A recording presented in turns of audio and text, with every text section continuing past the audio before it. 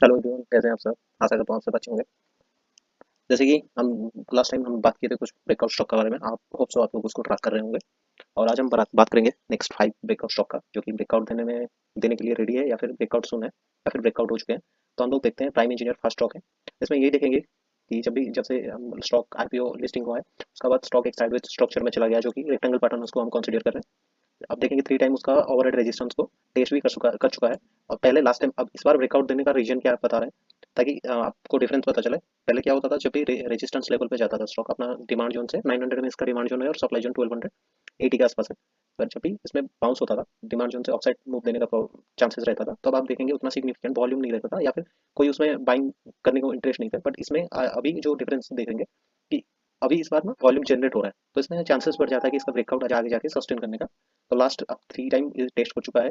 तो ऐसे भी देखा जाए तो टेक्निकली हम लोग ये कंसीडर करते हैं कि कोई भी रेजिस्टेंस को 3 टाइम से ज़्यादा अगर टेस्ट होता है तो वीक बन जाता है, और वो इतना सिग्निफिकेंट रेजिस्टेंस का हिसाब से एक्ट नहीं करता है।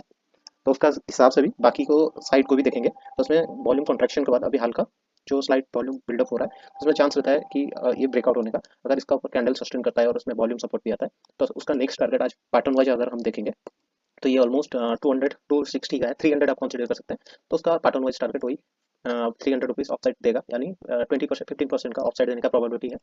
तो आप इसको अपना वॉच लिस्ट में ऐड कर सकते हैं। नेक्स्ट स्टॉक देख लेते हैं, सीडीएसएल। सीडीएसएल भी काफी दिनों से, ऑलमोस्ट आप अगस्त से ये साइडवेज में फंसा हुआ है। और ये काइंड ऑफ सेम स्ट्रक्चर बना रहा है, जो कि उसका नीचे में एक डिमांड जोन क्रिएट हुआ है, जो कि डिमांड जोन कंटिन्यूअसली शिफ्ट होते जा रहा है अप साइड। वो कभी भी अपना लोअर जो प्रीवियस लो को ब्रेक नहीं कर रहा है। इसका मतलब ये बुलिश सिग्नल है। और आप देखेंगे तो ये जो 1675 का जोन जो है, ये अभी के लिए फिलहाल रेजिस्टेंस का हिसाब से एक्ट कर रहा है। और इसमें अगर ब्रेकआउट होता है और इसमें अनयूजुअल वॉल्यूम जनरेट होता है, या फिर थोड़ा एवरेज वॉल्यूम से ज़्यादा वॉल्यूम जनरेट होता है, तो आप इसको ब्रेकआउट कंसीडर कर सकते हैं।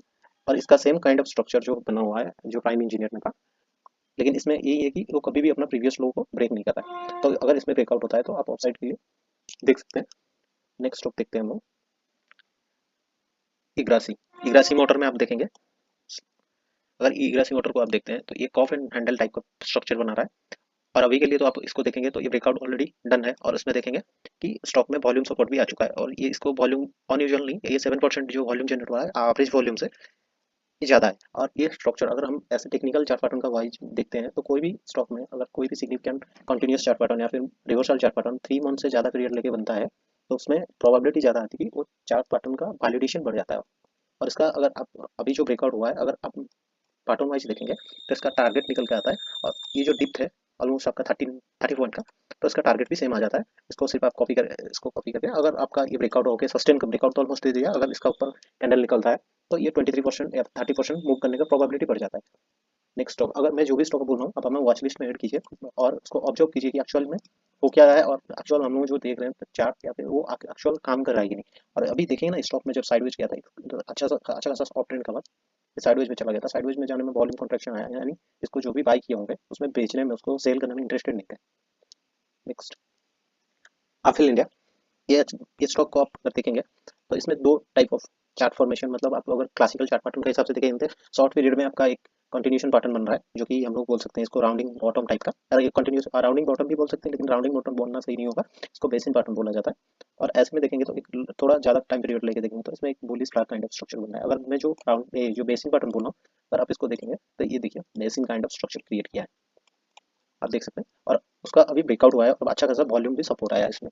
अगर हम लोग ऐसे कंसीडर करते हैं कि इसको, ये अगर उसका पोल हो गया तो ये उसका फ्लैग हो गया, तो इसमें दो टाइप का हम लोगों का जो क्लासिकल चार्ट पैटर्न बोलते हैं, वो उसमें चार्ट इसी काइंड ऑफ फॉर्मेशन हुआ है। अगर आप देखेंगे, जब इसमें स्टॉक ऑप्टेंड था, आप वॉल्यूम कॉन्ट्रैक्शन कोई भी स्टॉक में देखेंगे ना, अगर जब करेक्शन का टाइम में अगर वॉल्यूम कॉन्ट्रैक्शन आ रहा है, तो आप समझ जाना कि स्टॉक को जो भी बाय किए हैं, वो अपना जो भी सेल करने में पसंद नहीं कर रहे हैं, या फिर सेल नहीं कर रहे हैं, और जब भी बाइंग आ रहा है तो उसमें वॉल्यूम आ रहा है।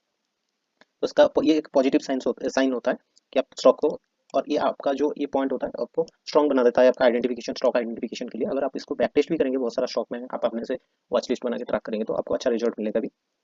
तो अगर ये ब्रेकआउट होता है, तो इसका अगर दो टाइप का हम लोगों का टारगेट आएगा। एक आएगा, ये जो लेग है सेम काइंड ऑफ लेग का लेंथ का हिसाब से एक टारगेट निकलेगा। अगर शॉर्ट टर्म के लिए आप देखेंगे, तो ये जो कॉप का लेंथ है उसी हिसाब से आपका टारगेट निकलेगा। अगर इसका ऊपर अगर कोई भी कैंडल सस्टेन करता है, वॉल्यूम भी सपोर्ट आ जाता है, तो आप इसको ऑफसाइड करके लिए कंसीडर कर सकते हैं। नेक्स्ट टॉप देखते हैं, कीमत स्कीम। तो इसमें अगर देखेंगे ना, ये टेक्सटाइल इंडस्ट्री है।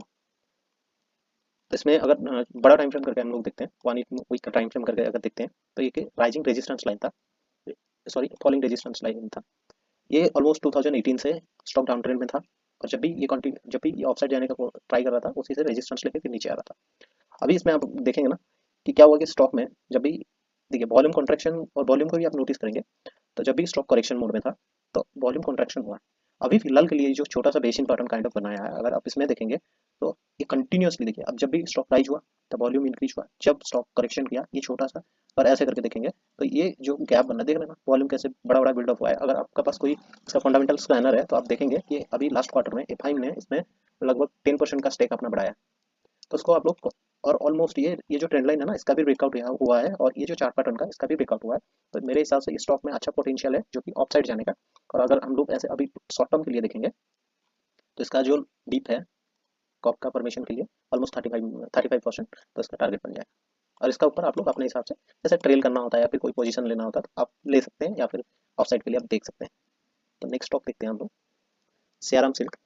आप लोग सोच रहे होंगे कि इसमें तो कोई भी चार्ट पैटर्न बना नहीं है, स्टॉक ऐसे क्यों, मतलब ऐसे वन साइड और रन अप किया है। अगर आप इसमें भी बड़ा टाइम फ्रेम करके देखेंगे, तो आप एक सेकेंड, अगर मैं वीकली टाइम फ्रेम करता हूँ तो स्टॉक अपना 2018 से जो हाई लगा था उसका ऊपर ब्रेक किया है। कोई भी स्टॉक अगर उसका ऑल टाइम हाई को ब्रेक करता है तो उसमें धांसू अपसाइड दिखाता है।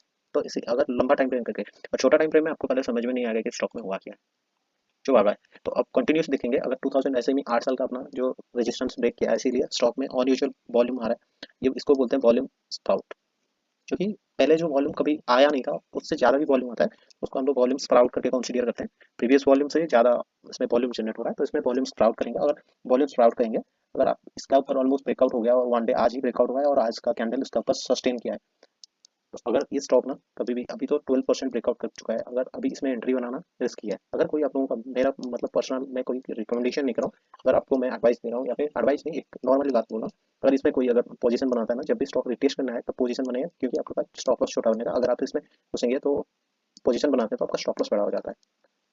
तो नेक्स्ट स्टॉक देखते हैं। तो बस आज कल जो स्टॉक डिस्कशन किए थे कैप्लिन पर, चलो, तो बस आज के लिए इतना ही दोस्तों। कभी आप फिर से ऐसे कुछ अच्छा स्टॉक या फिर सेटअप मिले तो मैं फिर से आप लोगों की वीडियो ले आऊँगा। और प्लीज़ आप don't forget to like and subscribe. आज के लिए इतना ही, थैंक यू, मिलते हैं जल्द।